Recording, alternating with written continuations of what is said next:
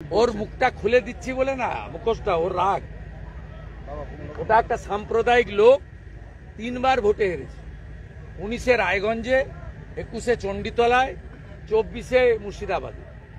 ও যতবার দাঁড়াবে ততবার হারবে। ওর লজ্জা থাকা উচিত। ও বলছিল সিপিএম সমর্থক হরগোবিন্দ দাস, ওই আপনাদের মিডিয়ার সামনে বলছে হরসুন্দর দাস। ও মমতার দালাল, মমতার এজেন্ট, মমতার কাছ থেকে মাসোহারা পায়। ও চিটফান্ড থেকে সবচেয়ে বড় বেনিফিশিয়ারি। 84 সালের যখন ও ভোটে দাঁড়িয়েছিল উত্তর কলকাতায়, চিটফান্ড থেকে ওর সব হোর্ডিং পোস্টার টাঙ্গিয়ে দিয়েছিল। তৃণমূলের যে এখন মুখপাত্র না, ওকে জিজ্ঞেস করবেন, ও সব বলে।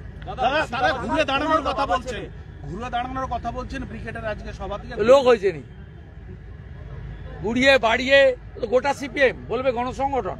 কে ছিল না সিপিএম এর? সিপিএম এর যতগুলোকে দেখা যায় টকশোতে গিয়ে চিল্লায়, নাস্তিকগুলো সবগুলোই ছিল। কটা লোক হয়েছে?